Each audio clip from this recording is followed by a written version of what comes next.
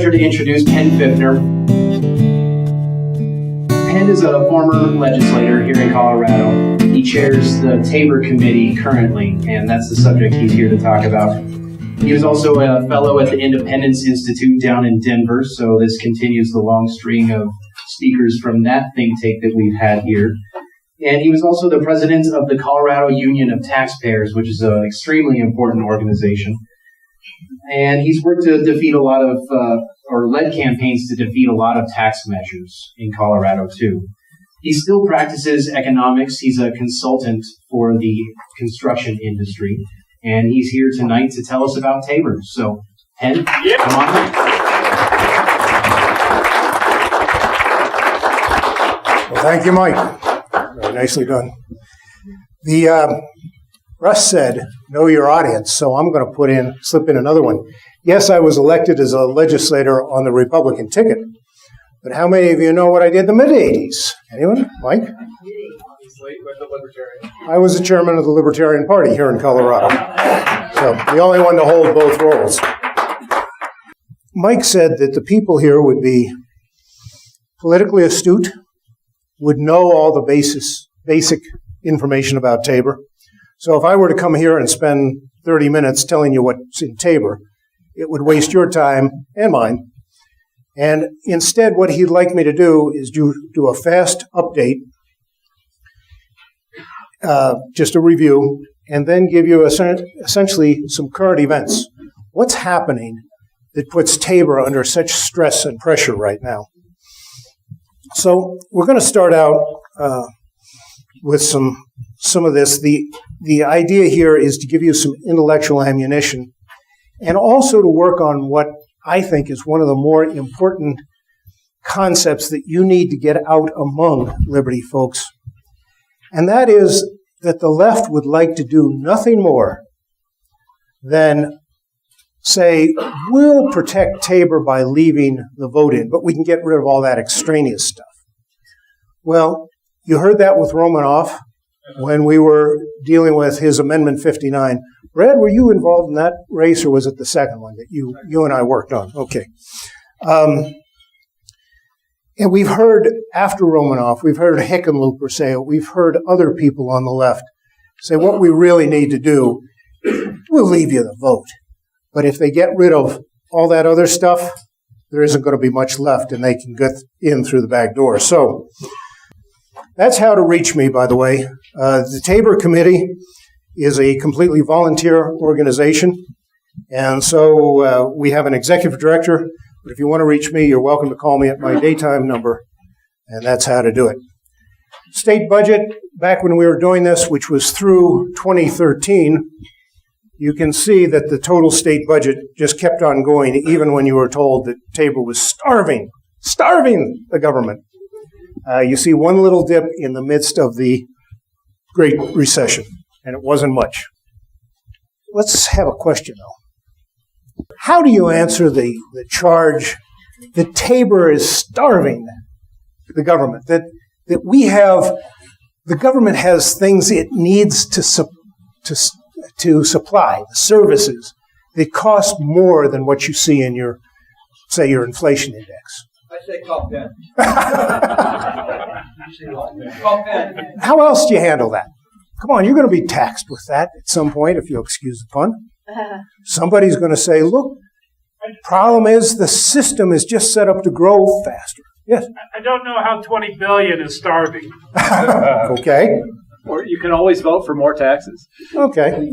And the other thing to recognize is that they want you to assume that the way the system is set up, that the pattern of programs and the required growth in each program is the norm and the baseline, and that all you citizens, you rich, lazy citizens, ought to commit some more money to these good programs. It would be like me going out and buying $1 million mansion and saying, okay, I know all my expenses for the mortgage and the insurance and all the rest. It's the fault of my employer that I'm not able to afford that thing. Instead of saying, what should we afford? How should we design the programs so that they stay within a given budget. This says TABOR has not been in effect during a recession. Do we know why? The Taxpayers' Bill of Rights is designed such that every government that it affects, which is all governments here in Colorado, gets the budget it had, plus then an automatic increase for the next year. We'll talk about those automatic increases. So when you have a recession and states and cities and counties across the nation are seeing less revenue, the formula is just not going to apply. The only comeback that they can find is, well, it doesn't allow the legislature to increase taxes. Well, okay, but how many people, even a Keynesian, would say, in the depth of a recession, let's increase taxes? Let's go ahead, though, and fly through here. Different views on government gives you different outcomes. We know that. And you know that you have to get prior voter approval for all new taxes. Also higher rates, so a tax that's going up. Continuing a sunsetting tax. So remember, every 10 years, every 15 years, the scientific and arts funding comes around. Well, you got to vote on just reauthorizing it, and then new debt. Oh, and any other change. This is important to understand. TABOR is so well written, it hangs together as a cohesive piece, that it's important to understand that one of the ways Douglas Bruce is the writer, and those of us who were involved in the TABOR Committee back in the 80s said, well, what are they going to do to get around this? Well, they might change fiscal policy and just say it's a fiscal policy change. We're not really instituting a new tax. Well, governments can change fiscal policy as long as it doesn't result in a net increase in revenue. So you get supposedly a voter approval on that. And then finally, I think, is debt. New long-term debt. Nothing says you can't have debt that's kind of transaction sort of stuff for less than a year, but if it's more than a year, they're supposed to come and get your permission. Let's keep going. Recognize that TABOR does two things. First of all, it puts a lid on revenue, so it restricts the amount that can come in. It also restricts the amount that goes out. There's a spending limit and a revenue limit based on the same formula. But recognize sometimes they aren't the same. All right, I've already mentioned the other. You probably heard this. Preferred interpretation is to reasonably restrain most growth of government. It's amazing to me how judges can fail to see that in the Constitution. They blip over that all the time. Next, recognize that when you hear population plus inflation is the adjustment, that's the shortcut way of saying that TABOR allows an adjustment. But it is so well thought out that it allows other adjustments.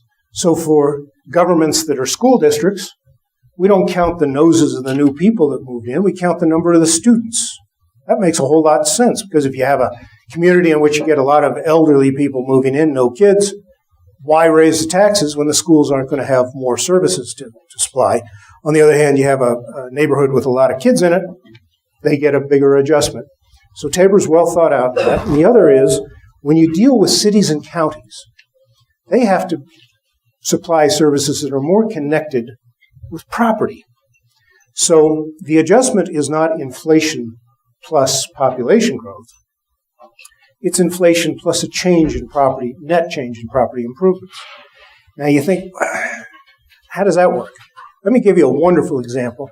I live in Lakewood, and back when the Stevensons built that new big Colorado Mills, they actually destroyed 8 homes to do it. They bought out 8 families and moved them out. So the population went down.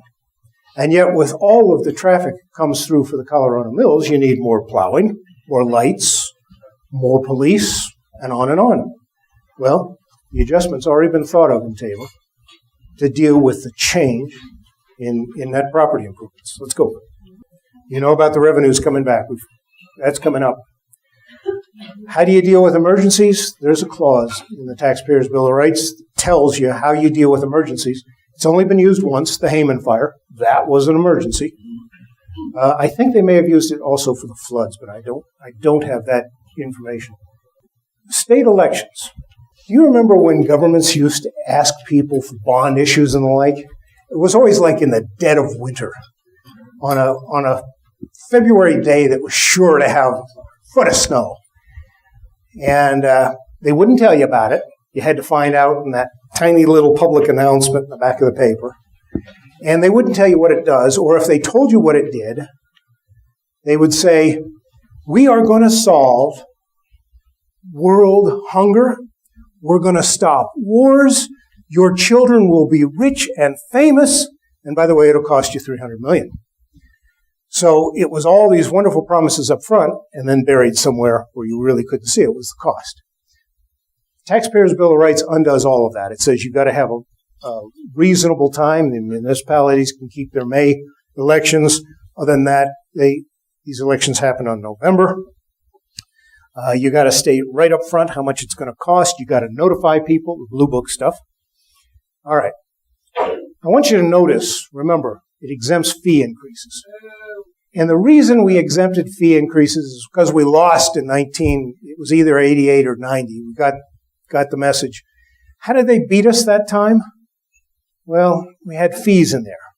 And so they'd say, Nancy, do you want to run down to and vote on every time the rec center raises a towel fee? Hell no. You don't want this in your Constitution. And so everybody said, well, that's reasonable. So we took out fee increases. It still falls under the total TABOR limit. Let's go. That's how much last time there were refunds. And go. Let's go. Just this former speaker saying, thank God we had TABOR, otherwise we'd end up like California. Business climate, go ahead. People know this. I interviewed this guy, Jonathan Williams, who's with the American Legislative Exchange Council. And if there were lefties in this room, they'd be booing. They've got a knee-jerk reaction now that American Legislative Exchange Council is this awful conservative fiscal limited government fiscal conservative group. But he writes a book with Arthur Laffer of the Laffer Group that ranked Colorado pretty high. And at the time I said, well, how did we do that? He said, well, you got the Taxpayers' Bill of Rights. Since Ritter and Hickenlooper, and also Owens with Ref C, we have fallen from 6th to, last I saw, was 18th, and we may be headed down further. Go on. All right. There's a TABOR Committee, the advocacy group. We have a sister organization, the TABOR Foundation. We'd love to have your help. That's why I'm going to hand out these things, and somebody's going to remind me to do it. I think that's it, right? Okay. So before we get into the news program, I'm here to take questions. There was a question back here. Go ahead, Bill. Okay, Bill. Well, I was in a meeting, Raleigh Heath was saying, oh my God, can you imagine they actually are going to make us give back money? And he was just absolutely shocked. I'd like to get a little response from you about how to deal with that sort of thing. And I guess I have one other, but maybe I'll wait a little bit. All right. Well, Bill, I'd like you to stop using that term, give back money. It's an overcollection. We have told them what the budget, they know what the budget has been. We've told them you get that same budget plus an automatic increase. So please just collect that much. If you're going to overcollect, of course you give it back. How many of you would go into a restaurant, buy a dinner for, say, $60, hand the guy $100 and say, I guess he'll just keep the change. I didn't have the right amount. You know, he's taken more than I wanted him to, but how can I get it back? You expect it back. And just as government should, if you will, invoice you for only the right amount, if it takes more from you, it needs to give it back. Over collection. Good. Yes, ma'am. The challenges that I've seen to TABOR over the years are usually through the court system, Yes. where they say everything's a fee, nothing's a tax anymore. We're going to talk about that. Okay, we're going to talk about that. We're going to talk about that. I'll- I'm going to spend a lot of time on that, unfortunately. How Yes, ma'am. successful has TABOR been able to replicate itself in other states? the question is, how successfully has it been able to replicate itself in other states? Barry Polson from the University of Colorado did a study. He says there are 27 states with some sort of tax and expenditure limitation. For those policy wonks out there, Ellen, take notes. A TEL is the official term for what TABOR, for our Taxpayers' Bill of Rights, tax and expenditure limitation. Many of them are too weak because anything that is a TEL in these other states has to be in the Constitution to be effective, and very few of them really are effective. Or they've had overrides. California did that. It had really the first strong limitations on what government can take in, suggested by President Ronald Reagan, who was back then governor. But they've been, mostly for the schools. Why are you taking money away from our children? So they go after the schools and override them. One of the things you'll hear me ask for is for somebody who wants to work with our TABOR committee to make our mission happen, to proselytize better, proselytize more. I've been asked to go and speak to people in Maryland and Maine. I debated somebody in Wisconsin. Caldera had an invitation to Manitoba, so even a Canadian was interested. John Andrews went, I think, to Pennsylvania and California. And Douglas Bruce even got an invitation to teach TABOR down in Guatemala. So, and Dana West, how many of you know Dana from the North Suburban Republicans? He's on our board. He does our website. He said that we get more hits from Europe right now than we do from America. So there's a wonderful opportunity to say to people, this is the way you want to have control of government. But we're too small a group, and we're starting to run out of resources. Other questions, Bill, you had? Okay, I guess my hot button for the last campaign was the secret fee that was slipped in as part of Medicare, where roughly, if you're paying for your own health care, your hospital bill has a secret 6% adder onto it that they cannot, by law, they cannot tell you that it's there. It's the hospital. It's the secret hospital fee. By law, they can't tell you. They're prohibited. Wow. So now I heard somebody whining that actually got included in total state revenue, and that clause was going to make the state give some money back. Bill, when I'm done with my news report, can you ask me that question? Because I'd be glad to add that, but I want to get to the other news because we are dealing with that, and I'd like to tell you how, okay? All right, other questions about TABOR itself. By the way, I want a round of applause for Larry Sarner, who has supported the Colorado Union of Taxpayers for a very long time. When I got elected to office, I knew about Larry, and that was, 22 years ago. Debrucing on the local level. Mm-hmm. To elaborate a bit on that, how they get away with it.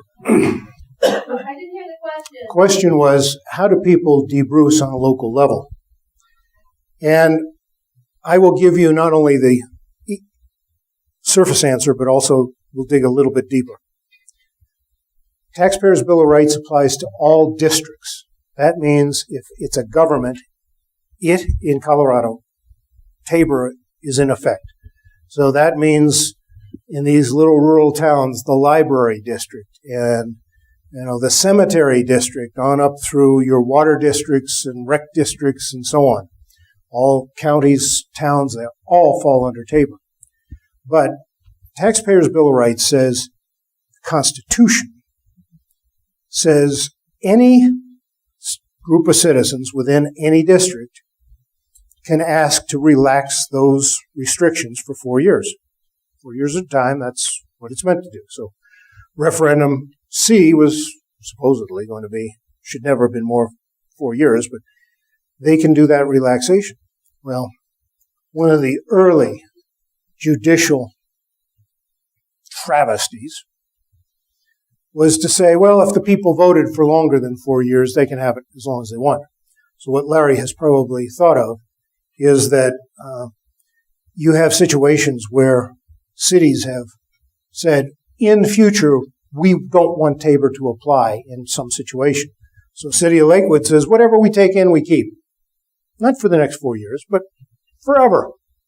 There's no way to have an overcollection because you, the citizens, back in 2005 or whatever it was, authorized us to keep the money. So those of us in Lakewood who may be dead and buried and long forgotten will be the people who put this in place and you can't unravel it. We'd love to have somebody help TABOR to go around to places that have had these relaxation of restrictions and get something going to reinstitute. Free Bruce. Yeah. Okay. Good. All right. Well, Mike said I should spend most of my time talking about news updates.